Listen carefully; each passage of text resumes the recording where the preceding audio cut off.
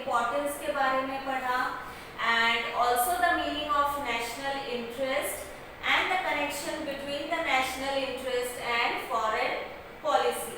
Yes, now let us see factors influencing foreign policy. What are the factors that influence foreign policy? Foreign policy frame करते वक्त, बनाते वक्त कौन से factors को ध्यान में रखना जरूरी है? Okay, foreign policy decides what kind of relations to have with which country in the international system. Okay, जो फॉरेन पॉलिसी है वो ये डिसाइड करती है कि हमको कौन से नेशन के साथ फ्रेंडली रिलेशन मेंटेन करना है इंटरनेशनल सिस्टम में. Okay, and but several factors affect foreign policy while it is being decided. Okay, foreign policy decide करते वक्त, उसको frame करते वक्त several factors are there which has to be looked upon. Okay, now let us see what are those factors. Geographical location. Okay, कोई भी country का जब foreign policy prepare करना होता है तो वो अपने कंट्री का जोग्राफिकल लोकेशन को पहले ध्यान में रखेगा, उस फैक्टर को कंसिडर करेगा. You must have seen the globe और map of the world. You can see the geographical locations of any nation from that. Some countries are far away from other countries while there are several neighboring countries around some countries. Okay, आपने globe देखा होगा या map देखा होगा, world map देखा होगा, right? तो उसमें कुछ कंट्रीज ऐसे हैं जो कि बहुत दूर है. ओके, आप अगर अपने कंट्री को कंसिडर करो, इंडिया को कंसिडर करो, तो इंडिया का जो लोकेशन है, ओके, उसको अगर आप कंसिडर करो तो कुछ कंट्रीज ऐसे हैं जो बहुत दूर है, इंडिया से बहुत दूर है, जैसे अमेरिका हो गया या ऑस्ट्रेलिया हो गया. ये जो कंट्रीज है ये इंडिया से दूर है. But there are also several countries, several neighbouring countries. Neighbouring countries यानी हमारे ही कंट्री के आजू बाजू बहुत सारे कंट्रीज हैं. ओके, जैसे कि इंडिया को अगर आप कंसिडर करो तो चाइना हो गया, पाकिस्तान हो गया, बांग्लादेश हो गया, श्रीलंका हो गया. तो ये सारे जो कंट्रीज है वो क्या हुए? हमारे नेबरिंग कंट्रीज हुए. Okay, some nations have a long coastline while some have plenty of mineral wealth. In some, the size, population, topography, coastline, availability of natural resources, all these factors need to be considered while deciding the foreign policy of any country. कोई भी country का foreign policy decide करते वक्त उसका geographical location, उसके आजू बाजू के जो कंट्रीज है यानी नेबरिंग कंट्रीज है वो, उससे जो दूर है कंट्रीज, फार अवे जो कंट्रीज लोकेटेड है वो, एंड उस कंट्री का जो कोस्ट लाइन है, यानी हर कंट्रीज की अपनी अपनी एक खासियत होती है. ओके, उसकी एक अवेलेबिलिटी होती है, वो ध्यान में रखना पड़ता है. कुछ countries have coast line, some countries have mineral wealth, mineral resources. कुछ कंट्रीज ऐसे होंगे जहाँ पर ज़्यादा मिनरल रिसोर्सेज होते हैं. Okay, and also the size of the country, the population of the country, the topography. Topography मतलब उसका लैंड फॉर्म, वहाँ का क्लाइमेट, वहाँ का water bodies. Okay, all are included in the topography. And coast line, availability of natural resources, and उस country में क्या क्या नेचुरल रिसोर्सेज अवेलेबल है. ठीक है, ये सारी चीज़ों को ध्यान में रखना जरूरी है. All these factors needed to be considered while deciding foreign policy of any country. कोई भी कंट्री का फॉरेन पॉलिसी डिसाइड करते वक्त ये सारी चीजों को ध्यान में रखना जरूरी है एंड अकॉर्डिंगली प्रिपेयर करना है. Okay, political system. In a democratic political system system, the nation's parliament plays a major role in evolving foreign policy. Okay, in a democratic political system like country like India, okay, जहाँ पर democracy है, ठीक है, तो वहाँ पर parliament plays a very important role while evolving foreign policy. When different aspects come up for discussions in parliament, the opposition parties try to regulate the foreign policy by raising questions about the same. ठीक है, अभी अलग-अलग जो aspects रहते हैं, जब foreign policy के regarding जब डिस्कस किया जाता है पार्लियामेंट में, ओके, तो ऑपोजिशन पार्टी के जो लोग हैं वो सवाल उठाते हैं, ठीक है, उस पॉलिसी को लेके वो क्वेश्चन अराइज करते हैं, okay, which is very important, ताकि पॉलिसी को और बेटर वे में इवेलुएट किया जाए, ओके, तो ये बहुत जरूरी होता है पार्लियामेंट में डिस्कस करना, okay. Federal political system have to take into account the inclinations of the constituent states while shaping foreign policy, because the affair in neighboring nations affect constituent states.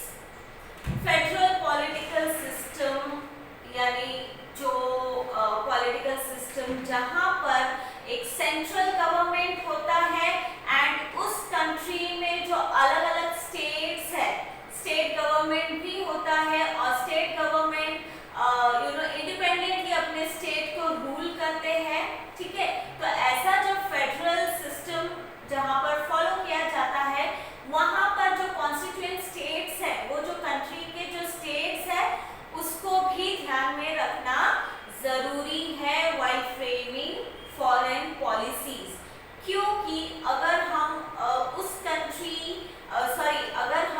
अगर किसी नेबरिंग कंट्री के साथ कोई भी dealing करते हैं तो वो डीलिंग का इफेक्ट हमारे स्टेट जो नेबरिंग स्टेट है हमारे कंट्री का, उस पे पड़ सकता है।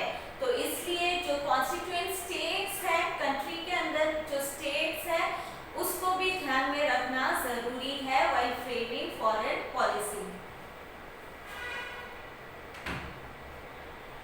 For example, events in Sri Lanka may affect Tamil Nadu and those in Bangladesh may affect West Bengal and the Northeast Indian states.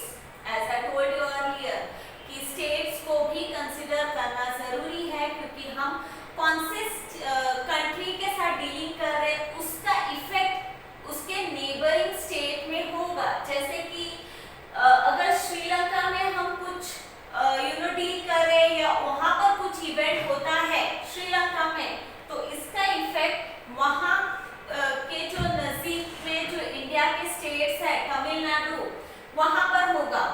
Bangladesh में अगर कुछ इवेंट हो रहा है तो उसका इफेक्ट उसके नजदीक जो हमारे कंट्री का स्टेट है वेस्ट बंगाल, वहाँ पर होगा, and the north east Indian state या जो नॉर्थ ईस्ट के जो भी स्टेट्स है, उसका इफेक्ट उन सारे स्टेट्स में होगा।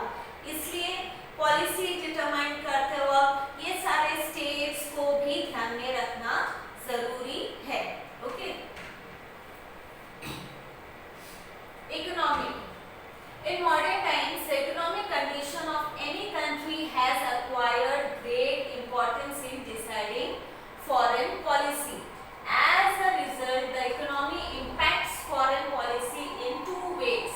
Okay, modern times में जो है economic condition जो है कोई भी country का plays a very important role in foreign policy. Okay, and इसका जो इम्पैक्ट है फॉरेन पॉलिसी में वो दो तरीके से दिखता है। First one, foreign policy is shaped by the need to establish economic relation with other countries. Okay, foreign policy को शेप करने का, उसको बनाने का जो मेन ऑब्जेक्टिव है वो यही होता है कि अपने इकोनॉमी को डेवलप करना। Okay, import export, participation in world trade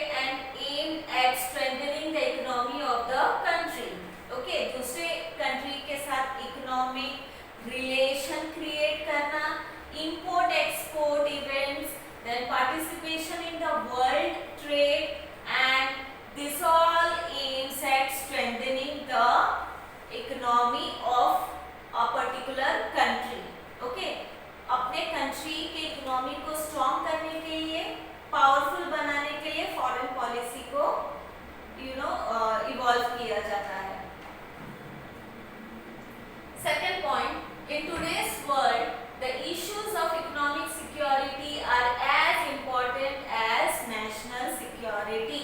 okay, national security जितना इम्पोर्टेंट है, मतलब अपने कंट्री को सिक्योर रखना, सेफगार्ड करना जितना इम्पोर्टेंट है, उतना ही इम्पोर्टेंट अपने इकोनॉमी को सिक्योर करना है। Economic security is also of same importance. Okay, a country is recognized to be powerful in proportion to the economic security it enjoys. Okay, अगर एक कंट्री इकोनॉमिकली सिक्योर है तो वो कंट्री इकोनॉमिकली पावरफुल कहलाया जाता है। Okay, countries having a strong economy are less dependent on others and they can have an independent foreign policy as well. And those countries which have strong economy, okay, those countries are considered as the powerful countries. Okay, और ऐसे countries दूसरे country के ऊपर ज़्यादा dependent नहीं रहते। Okay, वो self sufficient रहते हैं, self reliant रहते हैं, और ऐसे countries जो economically powerful है वो अपना foreign policy खुद formulate कर सकती है। Okay, national leadership, the president, prime minister, the foreign minister, the defence minister, the finance minister and the home minister have a role in deciding foreign policy. Okay, foreign policy को decide करते वक्त हमारे जो भी ministers हैं, important ministers है, president है, prime minister है, डिफेंस मिनिस्टर है, होम मिनिस्टर है, फाइनेंस मिनिस्टर है, उनका इम्पोर्टेंट रोल होता है। Okay, the persons holding these positions try to maintain the continuity in foreign policy and to improve upon it. Okay, जो भी जो पर्सन्स है, जो मिनिस्टर्स है, who are holding their position, उनका कंट्रीब्यूशन बहुत ज़रूरी है, उनका रोल बहुत ही इम्पोर्टेंट है while deciding foreign policy and it helps in continuity, मतलब वो पॉलिसी के कंटिन्यूटी के लिए और उसको इम्प्रूव करने के लिए, उसको बेटर करने के लिए हेल्पफुल है।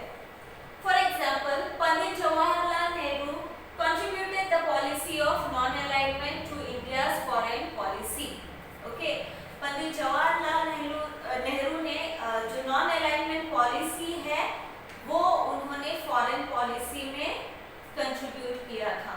नॉन अलाइनमेंट पॉलिसी जो कोल्ड वॉर चल रहा था अमेरिका और सोवियत यूनियन के बीच, तो उनके साथ जो भी कंट्रीज ज्वाइन हो रहे थे, ठीक है, तो India decided not to join either of the powers. So इसके लिए नॉन अलाइनमेंट पॉलिसी जो थी वो उन्होंने स्टार्ट किया।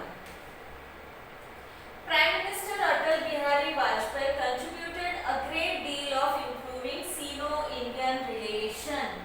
Okay, Sino-Indian relation. Sino-Indian means China और इंडिया के बीच रिलेशन को सुधारने के लिए उन्होंने कंट्रीब्यूट किया। अटल बिहारी वाजपेयी ने एफर्ट्स लगाया सो दैट चाइना और इंडिया का जो रिलेशन है वो बेटर हो जाए, वो फ्रेंडली हो जाए। Okay, administrative factors, ministry of external affairs, foreign secretary, embassies in different countries, diplomatic officers, etc. are the administrative factors involved in creating foreign policy. अभी जो एडमिनिस्ट्रेशन का जो काम है फॉरेन पॉलिसी क्रिएट करने के लिए, तो जो भी फैक्टर्स है एडमिनिस्ट्रेटिव फैक्टर्स, जैसे कि external affairs, foreign secretary, then embassies in different countries. Embassies यानी जो रिप्रेजेंटेटिव्स होते हैं, सपोज इंडिया के जो रिप्रेजेंटेटिव्स है वो दूसरे country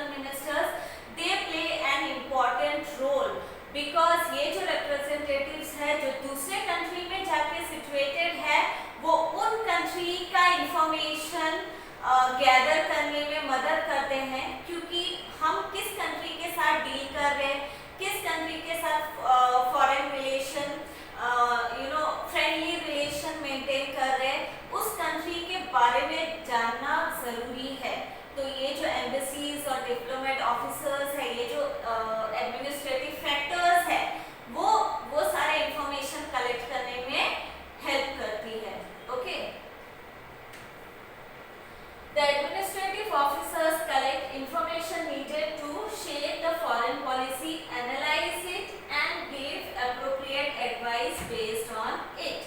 The National Security Advisor also completes the task. As I told you, जो administrative factors है, जो दूसरे कंट्री में embassies, जो अलग अलग कंट्री के जो embassies है, वो हेल्प करते हैं उस कंट्री के बारे में इंफॉर्मेशन गैदर करने के लिए और पॉलिसी को शेप करने के लिए, उसको एनालाइज करने के लिए, ठीक है, एंड डिसीजन लेने के लिए. ओके. तो ये सारा फैक्टर्स जो है वो हेल्प करते हैं. And also national security adviser also helps in completing